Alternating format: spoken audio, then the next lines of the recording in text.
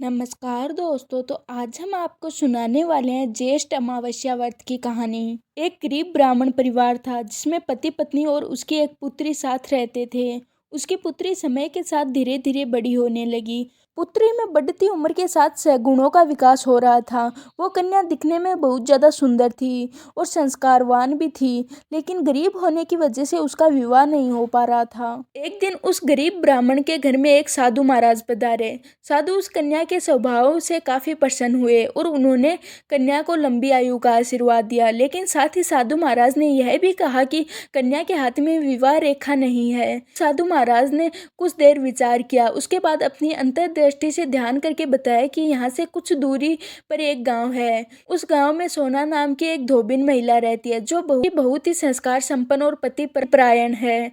यदि ये कन्या उस धोबिन की सच्चे दिल से सेवा करे और धोबिन महिला इसकी शादी के दिन अपनी मांग का सिंदूर लगा दे तो इस कन्या का विवाह हो जाएगा और इस कन्या का वैद्य योग भी मिट जाएगा। साधु महाराज की बात सुनकर ब्राह्मणी ने अपनी बेटी को धोबिन की सेवा के लिए भेज दिया। अगले दिन से ही कन्या सुबह उठकर धोबिन के घर जाकर उसका सारा काम कर कर वापस लौट आई। लेकिन उस कन्या ने धोबिन को यह बात नहीं पता चलने दी। वो सुबह सुबह सभी के सोने के समय ही काम करके वापस आ जाती थी। एक दिन सोना धोबिन अपनी बहू से पूछती है कि तुम तो सुबह उठकर सारे काम कर लेती हो और मुझे पता ही नहीं चलता। तब बहू कहती है कि नहीं माँ जी, मैंने सोचा कि आप सुबह उठकर सारे काम कर लेती हो, मैं तो खुद देर से उठती हूँ। यह जानकर दोनों सास बहू को चिंता हो गई और वह दोनों घर की निगरानी करने लगी कि सुबह सुबह कौन आता है और कौन हमारे घर में काम करके जाता है।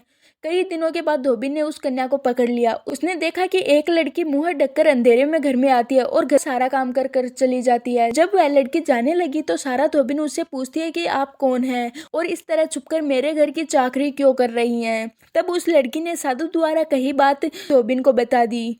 वह धोबिन पति परायण थी, जिस कारण उसमें तेज था। वह उस कन्या की सहायता करने के लिए तैयार हो गई। सोना धोबिन का पति थोड़ा अस्वस्थ रहता था, जिसके बाद धोबिन बहू से कहती है कि जब तक मैं लौट कर नहीं आऊं तुम घर पर ही रहना। जिसके बाद धोबिन जैसे ही अपनी मांग का सिंदूर उस कन्या को लगाती है वैसे ही उसका पति मर जाता है। धोबिन उस दिन घर से बिना कुछ खाए निकली थी, यह सोचकर कि रास्ते में पीपल का पेड़ आएगा तो वहीं परिक्रमा करके कुछ जल ग्रहण कर लूंगी। जिस दिन यह घटना हुई उस दिन सोमवती अमावस्या थी। ब्राह्मण के घर मिले पकवान की जगह उस धोबिन ने ईंट के टुकड़ों से 108 बार भंवरी देकर 108 बार पीपल के पेड़ की परिक्रमा की।